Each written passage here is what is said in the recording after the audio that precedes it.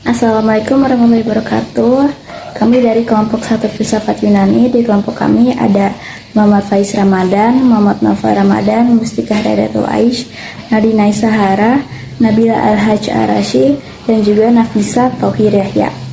Di sini kami ingin memperkenalkan beberapa para tokoh yang berasal dari filsafat Yunani. Yang pertama ada Socrates. Socrates adalah salah satu tokoh paling berpengaruh dalam sejarah filsafat Yunani. Ia lahir sekitar tahun 470 sebelum Masehi sampai 399 Masehi di Athena, Yunani.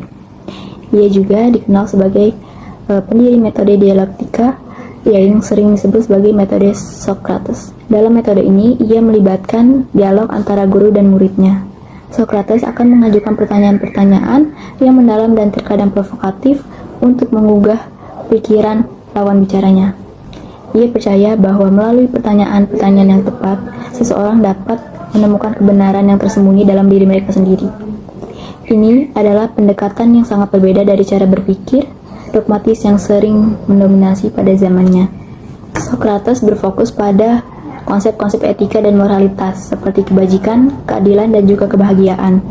Ia berpendapat bahwa kebajikan adalah pengetahuan, dan bahwa jika seseorang tahu apa yang benar, maka mereka melakukan hal yang benar.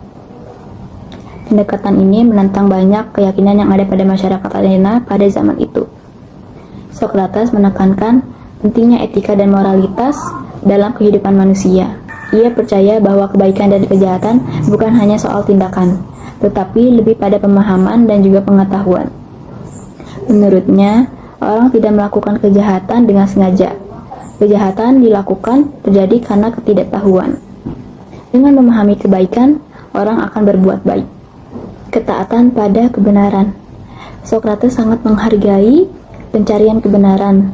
Dia percaya bahwa kehidupan yang tidak diperiksa tidak layak dijalani.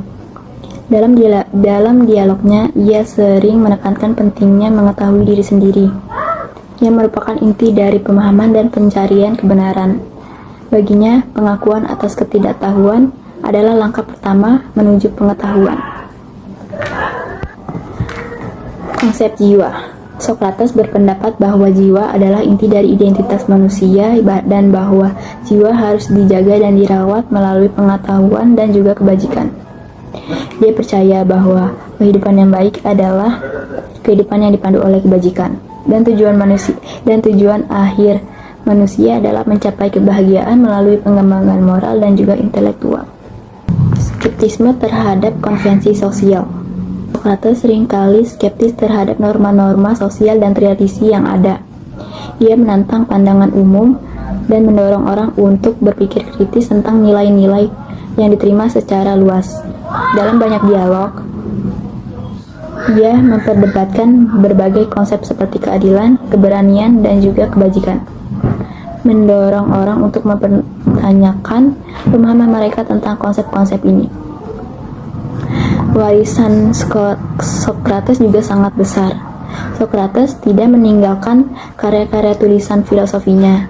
Meskipun ia tidak meninggalkan tulisan-tulisan karyanya, pemikiran dan ajarannya dilanjutkan oleh murid-muridnya, terutama Plato. Dialog-dialog Plato seringkali berfokus pada Socrates sebagai karakter utama, dan melalui tulisan-tulisan ini, pemikiran Socrates terus hidup dan berkembang. Plato adalah seorang filsuf Yunani yang lahir sekitar tahun 427 sebelum Masehi di Athena dan meninggal sekitar tahun 347 sebelum Masehi. Dia dianggap sebagai salah satu tokoh paling berpengaruh dalam sejarah pemikiran Barat. Plato adalah murid dari Socrates dan guru dari Aristoteles, membentuk garis pemikiran yang mendalam dan kompleks yang masih dibahas sampai sekarang. Awal kehidupan dan latar belakang Plato. Plato berasal dari keluarga aristokrat di Athena. Meskipun latar belakangnya yang kaya dan berpendidikan, pengalaman hidupnya termasuk keterlibatannya dalam politik Athena yang kacau membentuk pandangannya terhadap masyarakat dan pemerintahan. Setelah kematian Socrates yang dihukum mati pada tahun 399 sebelum Masehi, Plato sangat terpengaruh oleh ajaran gurunya dan mulai menulis dialog-dialog yang mengeksplorasi berbagai tema filosofis, moral, dan etis. Karya-karya Plato menulis banyak karya, tetapi sebagian besar dikenal melalui dialog-dialognya Karya-karya terkenalnya termasuk yang pertama adalah Republik. Dalam dialog ini, Plato membahas konsep keadilan dan menciptakan visi ideal tentang negara yang dipimpin oleh filsuf raja. Dia memperkenalkan ide tentang dunia bentuk, di mana realitas fisik hanyalah bayangan dari realitas yang lebih tinggi dan sempurna. Yang kedua adalah Phaedrus dan Simposium. Dialog-dialog ini mengeksplorasi cinta, keindahan, dan pengertian manusia tentang cinta platonis, dan merujuk pada cinta yang lebih spiritual daripada fisik. Yang ketiga adalah Timaeus. Di sini Plato menyelidiki asal-usul alam semesta dan menciptakan mitos tentang penciptaan yang menggambarkan hubungan antara ide dan materi. Yang keempat, Menon. Dalam dialog ini, Plato membahas sifat pengetahuan dan pembelajaran, memperkenalkan konsep anamnesis, yaitu ingatan jiwa yang pernah mengetahui segala sesuatu. Yang kedua adalah Phaedrus dan Simposium. Dialog-dialog ini mengeksplorasi cinta, keindahan, dan pengertian manusia tentang cinta platonis, yang merujuk pada cinta yang lebih spiritual daripada fisik. Yang ketiga adalah Timaeus. Di sini Plato menyelidiki asal-usul alam semesta dan menciptakan mitos tentang penciptaan yang menggambarkan hubungan antara ide dan materi. Yang keempat adalah Menon. Dalam dialog ini, Plato membahas sifat pengetahuan dan pembelajaran, memperkenalkan konsep anamnesis, yaitu ingatan jiwa yang pernah mengetahui segala sesuatu sebelum terlahir ke dunia fisik. Metode dan ideologi Plato terkenal dengan metode dialektisnya, yang melibatkan dialog antara tokoh-tokoh untuk mengeksplorasi dan menemukan kebenaran. Dia percaya bahwa pengetahuan sejati hanya dapat dicapai melalui filosofi dan refleksi, bukan hanya melalui pengalaman indrawi. Pengaruh dan warisan. Pengaruh Plato sangat luas. Karyanya tidak hanya mempengaruhi filsafat, tetapi juga teologi, politik, dan ilmu pengetahuan. Pemikiran tentang pemerintahan idealnya mempengaruhi banyak pemikir politik di kemudian hari, termasuk Saint Augustine dan Thomas More. Plato mendirikan akademi di Athena, salah satu institusi pendidikan pertama di dunia barat, yang menjadi tempat berkumpulnya banyak filsuf dan ilmuwan. Konsep-konsepnya terus dipelajari dan diterjemahkan ke dalam berbagai bahasa, menjadikannya sebagai integral dari pendidikan tinggi dan studi filsafat. Plato adalah tokoh kunci dalam sejarah pemikiran dan yang karyanya menjembatani antara tradisi oral dan tulisan, serta membentuk dasar-dasar banyak disiplin ilmu. Pemikirannya tentang moralitas, politik, epistemologi, dan metafisika terus relevan dan menjadi bahan diskusi yang mendalam hingga saat ini. Dengan warisan intelektualnya yang kaya, Plato tetap menjadi salah satu figur yang paling dihormati dan dipelajari dalam dunia sejarah filsafat. Filsafat Plato merupakan salah satu pilar utama dalam tradisi pemikiran Barat. Ia menjelajahi berbagai aspek kehidupan termasuk epistemologi, metafisika, etika, dan politik. Beberapa konsep utama dalam filsafat Plato. Yang pertama adalah teori bentuk. Plato juga mengembangkan teori bentuk yang menyatakan bahwa di balik setiap objek fisik ada bentuk ideal yang lebih tinggi dan tidak dapat diakses langsung. Misalnya ada bentuk keadilan yang sempurna, meskipun di dunia nyata kita hanya menemukan keadilan dalam bentuk yang tidak sempurna. Yang kedua adalah epistemologi. Plato percaya bahwa pengetahuan sejati adalah ingatan jiwa akan bentuk-bentuk tersebut. Konsep anamnesis adalah jiwa telah mengetahui semua kebenaran sebelum lahir, dan belajar adalah proses mengingat kembali kebenaran itu. Selanjutnya adalah Aristoteles. Aristoteles adalah filsuf dan ilmuwan Yunani kuno yang hidup antara tahun 384 sampai 322 sebelum Masehi. Ia merupakan salah seorang tokoh intelektual terbesar dalam sejarah Barat dengan jangkauan ilmu sangat luas. Aristoteles lahir pada tahun 384 sebelum Masehi di Stagira, Chalcidice, Yunani Utara. Ia lahir dari keluarga dokter. Ayahnya, Nicomachus, bekerja sebagai dokter istana pada masa Raja Amyntas III dari Makedonia. Orang tua Aristoteles diduga telah meninggal ketika ia kecil, dan sejak itu ia diasuh oleh kerabatnya. Ketika menginjak usia 17 tahun, Aristoteles pergi ke Athena untuk belajar kepada Plato. Aristoteles adalah murid Plato paling berbakat yang menghabiskan 20 tahun sebagai siswa sekaligus guru di Akademi Plato. Setelah Plato meninggal pada 347 sebelum Masehi, Aristoteles meninggalkan Athena dan menghabiskan waktunya selama 5 tahun di kota pelabuhan Assos, Turki. Disinilah ia memulai penelitian di bidang biologi, zoologi, dan botani, sekaligus menikahi perempuan bernama Pythias. Pada tahun 342 sebelum Masehi, Aristoteles dipanggil ke Makedonia oleh Raja Philip II untuk mengajari putranya Alexander. Yang kemudian hari, Alexander menjadi raja yang masyhur dan dikenal sebagai Alexander the Great atau Alexander Agung. Setelah kematian Alexander Agung pada 323 sebelum Masehi, sentimen anti-Makedonia memaksa Aristoteles pergi dari Athena. Ia meninggal pada 322 sebelum Masehi karena masalah pencernaan. Sepeninggal Aristoteles, pamor Luceum memudar karena kalah dari saingannya. Karya-karyanya pun banyak yang terlupakan dan terkubur. Pada tahun 50 sebelum Masehi, karya-karya Aristoteles ditemukan kembali dan menjadi referensi terkenal selama periode kekaisaran Bizantium. Berkembang ke dunia Islam dan terus hidup selama berabad-abad. Sayangnya hanya sekitar 30% dari karya-karya Aristoteles yang selamat dan dapat dibukukan. Ada keyakinan bahwa Aristoteles adalah filsuf terakhir yang menguasai segala bidang ilmu. Tokoh yang keempat dalam filsuf Yunani yaitu ada Thales. Berikut adalah biografi dan pemikiran dari Thales. Thales lahir pada tahun 624 sebelum Masehi di kota Miletos yang merupakan tanah perantauan orang-orang Yunani di Asia Kecil. Beliau adalah seorang filsuf yang beraliran naturalisme yang mengawali sejarah filsafat barat pada abad ke-6 sebelum Masehi. Thales ini memiliki beberapa pemikiran, dan oleh karena pemikirannya ini, beliau dianggap sebagai bapak filsafat. Beliau mencoba menjelaskan dunia serta gejala-gejala yang ada di dalamnya bukan berdasarkan pada mitos, melainkan pada rasio manusia. Beliau juga termasuk ke dalam salah satu dalam 7 orang bijaksana yang oleh Aristoteles diberi gelar filsuf yang pertama. Selain pandai dalam bidang filsafat, beliau ini juga pandai dalam bidang geometri, politik, dan juga astronomi. Beliau meninggal sekitar tahun 546 sebelum Masehi di kota Miletos juga, sekitar umurnya yang ke-78. Selanjutnya, ada 4 pemikiran dari Thales.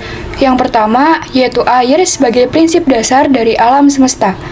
Thales berpendapat bahwa air adalah prinsip dasar segala sesuatu yang ada di alam semesta ini.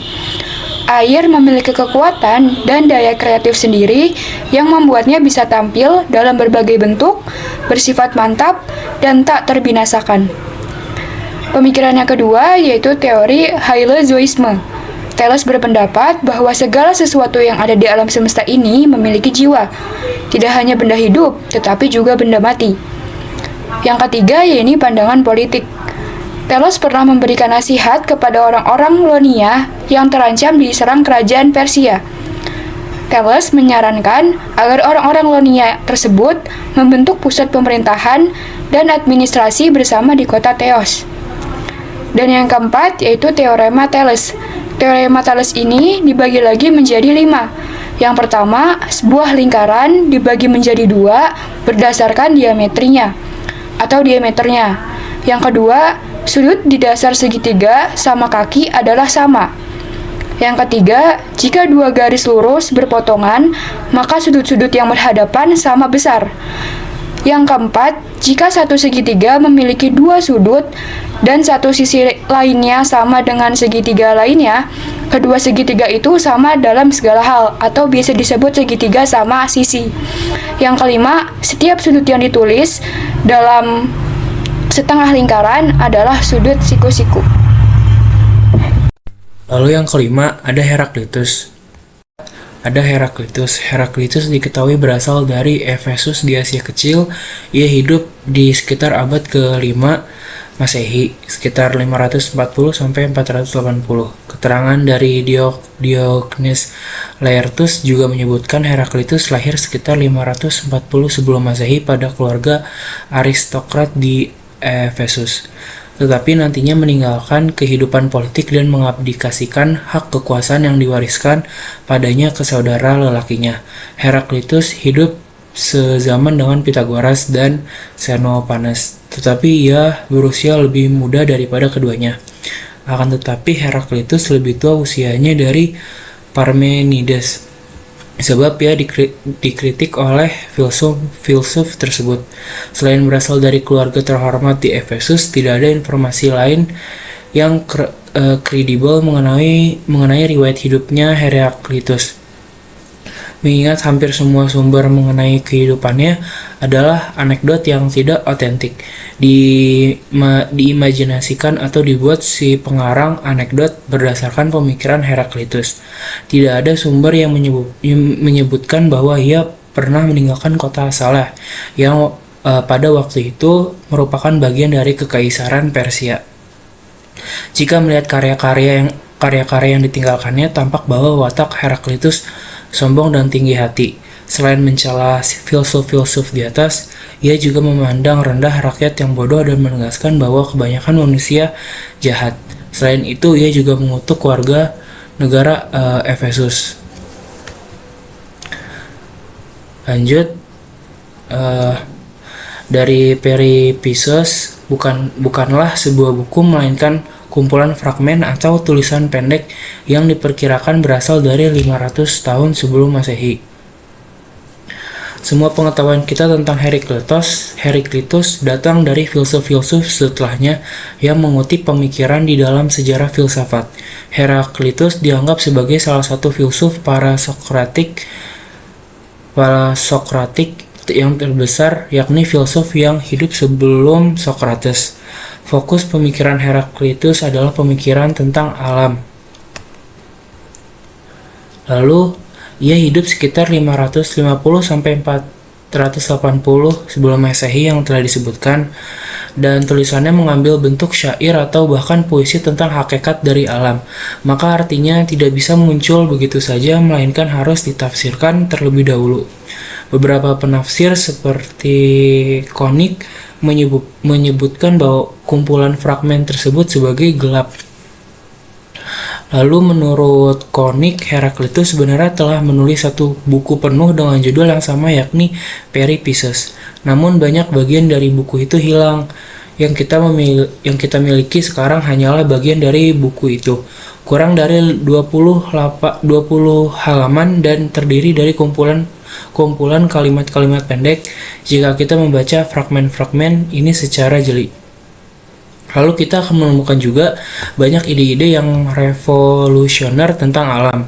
Konsep terpenting dalam pemikiran Heraklitus adalah logos. Kata ini berasal dari bahasa Yunani yang bisa berarti dua hal, yakni akal, yaitu Vernuf, atau hukum, yaitu Gesetz. Logos adalah prinsip dasar dari seluruh kenyataan yang ada di alam, termasuk gunung, sungai, laut, langit, dan segala yang ada di atas maupun di bawah bumi. Heraklitus memiliki logos menjelma secara nyata di dalam api, yaitu bisa disebut fire yang terkandung di dalam segala sesuatu yang ada di alam ini. Heraklitus juga berpendapat bahwa segala sesuatu di alam ini terdiri dari hal-hal yang bertentangan dengan tegangan, diantaranya yaitu hal-hal yang bertentangan segala sesuatu yang menghasilkan pergerakan dan perubahan. Maka segala sesuatu pun berubah karena segala sesuatu terdiri dari hal-hal yang bertentangan yang saling bergesekan satu sama lain. Misalnya seperti siang, malam, terang, dan gelap. Lalu ada musim kemarau dan musim hujan juga. Musim panas dan dingin, dan perang dan damai, kenyang dan lapar, serta hidup dan mati. Inilah yang disebut Heraklitus sebagai prinsip bertentangan, yaitu das Prinzip des Gegensatzes. Pertentangan ini tidak pernah berhenti, melainkan terus bergerak menghasilkan perubahan-perubahan yang baru. Dari runutan berpikir ini, ia menyimpulkan bahwa segala sesuatu itu berubah dan mengalir, yaitu atau bisa disebut Alice Flies. Assalamualaikum warahmatullahi wabarakatuh. Saya Nadine Sara, saya dari Prodi Psikologi. Di sini saya akan menjelaskan materi filsafat Yunani, yaitu Pythagoras. Pythagoras lahir di Samos pada abad 582 Masehi hingga 496 Masehi. Peninggalan yang paling populer yaitu teorema Pythagoras. Pythagoras dalam filsafat menekankan keabadian jiwa dan reinkarnasi. Ia mengajarkan bahwa konsep angka dapat menjernihkan pikiran pikiran dan memungkinkan pemahaman realitas. Pythagoras menganggap bahwa semua benda merupakan bilangan adalah awal lahirnya ilmu pasti. Pythagoras juga percaya dan menemukan bahwa filsafat adalah jalan antara manusia dan Tuhan. Keabadian jiwa menurut Pythagoras yaitu jiwa itu abadi. Jiwa berubah menjadi jenis binatang lain karena Pythagoras percaya bahwa membunuh dan memakan hewan akan menodai jiwa dan mencegah penyatuan dengan bentuk realitas yang lebih tinggi. Ada pengulangan yang kekal, makhluk hidup yang berwujud adalah dari genus yang sama. Pythagoras tak hanya meninggalkan jejak pemikiran dalam bidang filsafat, tapi juga dalam bidang matematika, musik, geometri, dan astronomi. Karya dalam bidang matematika ada teorema Pythagoras, bilangan irasional, bilangan bulat Pythagoras. Kalau dalam karya dalam bidang filsafat yaitu Pythagoreanisme, etika Pythagoras, transmigrasi jiwa, dan pada karya dalam bidang musik yaitu teori musik Pythagoras dan monochord. Terima kasih. Wassalamualaikum warahmatullahi wabarakatuh.